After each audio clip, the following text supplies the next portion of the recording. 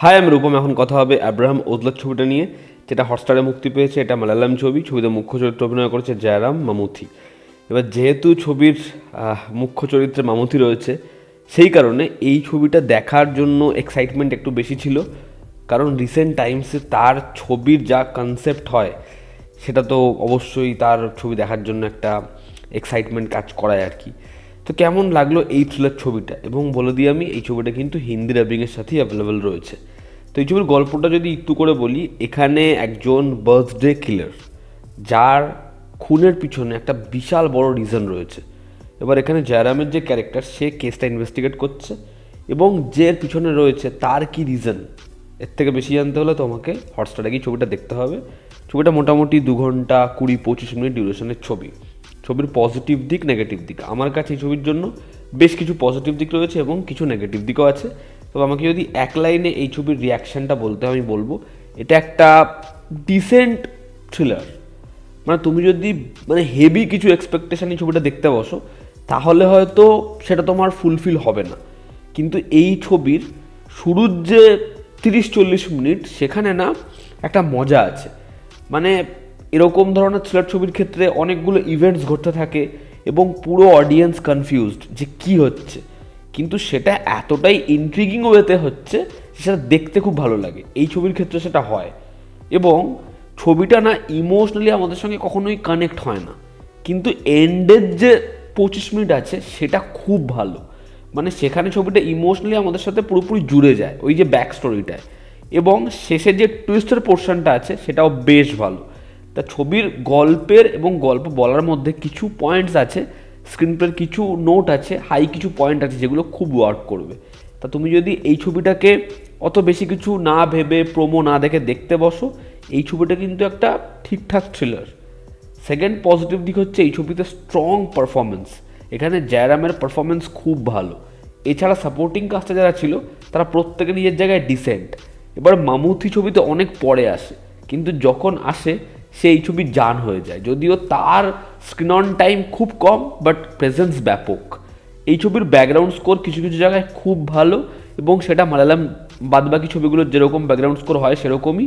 তবে কয়েকটা জায়গায় আবার সেটা খুব ফ্ল্যাট ফিল করায়। এবার এই ছবির মধ্যে দুটো দিক আছে, সেটা অনেকটা জোকারের ফিলসফির মতো। এখানে একটা মেসেজকে কিন্তু পরিচালক আন্ডারলাইন করেছে, সেটা যেমন স্ট্রং, সেটা ভালো। দ্বিতীয় হচ্ছে এখানে জাস্টিসের নামে যেটা বলা হচ্ছে, এরা আগে যে 3খানা জিনিস ঘটাবে সেটাকে তুমি কিভাবে জাস্টিফাই করবে, সেটা কখনোই হতে পারে না, কারণ ওই 3জনের যে পয়েন্টটা, অ্যাসপেক্টটা, ওটা তো ঠিক নয়। তো এরকম একটা কিন্তু ভায়েস ভার্সা দিক এই ছবির প্লটে আছে। আমি সেটা যদি বলে দিই, তাহলে অনেকের ক্ষেত্রে সেটা খুব বড় করে স্পয়লার হয়ে যাবে। এবার যদি ছবির নেগেটিভ দিক বলি, ছবির নেগেটিভ দিক হচ্ছে, আমি প্রথমেই বললাম, ছবির শুরুর 30-40 মিনিট খুব ভালো, ছবির এন্ডের 30-40 মিনিট খুব ভালো। মাঝে এমন বহু পোর্শন রয়েছে যেখানে অনেক কিছু হচ্ছে, বাট সেটার মধ্যে ওই এনার্জি বা ওই মজা বা ওই ভাইবসটা নেই। থ্রিলিং ভাইবসের একটা কমতি আছে, এবং সেখানে এত ইনফরমেশন, ওরা এত জায়গায় ছুটছে, এত স্ট্রাগল করছে, এদিকে যাচ্ছে ওদিকে যাচ্ছে, কিন্তু ওই দেখার জন্য যে ইন্ট্রিগিং ভাইবসটা, ওটা কোথাও একটা কি মিসিং মিড পোর্শনে। দ্বিতীয় হচ্ছে এই ছবিটা ইমোশনালি ব্লাইন্ড। ছবির শুরুতে ওর মেয়ের সাথে ওর যে কানেকশনটা, সেটা একদম ইন্ট্রোডাকশানে দিয়ে গোটা ছবিতে সেটা নেই। আমি মানলাম শেষে তার একটা হাই নোট রেখেছে, বা পার্ট 2তে এই ইব্রাহিম ওজলার, তার ক্যারেক্টার সম্পর্কে আমরা জানবো, বা সে হয়তো ওই বিষয়টা বা সলভ করবে, কিন্তু গোটা ছবিতে ও নিজের মেয়েকে মিস করলো না। তোমরা যদি 22 শ্রাবণ দেখো, সেখানে দেখবে প্রসেনজিতের যে ক্যারেক্টারটা, ও না বারবার নিজের ওয়াইফের কথা মনে করে, ঠিক আছে, নিজের বাচ্চার কথা মনে করে, এবং ওর সংলাপে, ওর অ্যাটিটিউডে ওগুলো ভেসে আসে। এবার এখানে এই ক্যারেক্টারটার যে ন্যারেটিভটা, সেটা অনেকটা ওরকম, বাট ছবিটা ইমোশনালি পুরোপুরি ব্ল্যাঙ্ক, সেটা ওয়ার্কই করে না। ছবির ব্যাক স্টোরির মধ্যে এই অ্যান্টাগনিস্টদের যে দিকটা আছে, সেটাকে এমনভাবে দেখানো, সেখানে বিল্ড আপের কমতি আছে, ফলে সেটা খুব প্রেডিক্টেবল হয়ে যায়।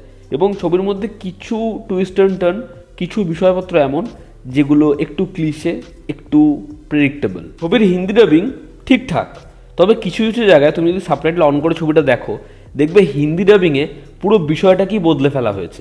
যেমন এখানে বলা হচ্ছে যে সাবটাইটেলে, যে তার তো আগামী দিনে অটোবায়োগ্রাফি বেরোবে, এখানে ডায়লগে সেটা চেঞ্জ করে করা হয়েছে যে আগামী দিনে সে তো অ্যাওয়ার্ড পাবে। মানে এরকমভাবে বহু সংলাপকে তারা দুমড়ে মুচড়ে বদলে দিয়েছে এবং যেটা শুনতেও একটু অদ্ভুত লাগছে, তবে ডাবিং কিন্তু খারাপ নয়। তো ওভারঅল আব্রাহাম ওজলার এই ছবিটা একটা ডিসেন্ট থ্রিলার, তুমি দেখতে বসো, তোমার খারাপ তো কোনোভাবে লাগবে না। তবে এটা কোনো একটা হেভি থ্রিলার, তুমি ছিটকে যাবে এরকম কোনো প্লটও নয়, দেখলে ঠিক আছে এরকম রিয়াকশান হবে। তো এই ছিল আমার রিয়াকশান এই ছবিটা নিয়ে।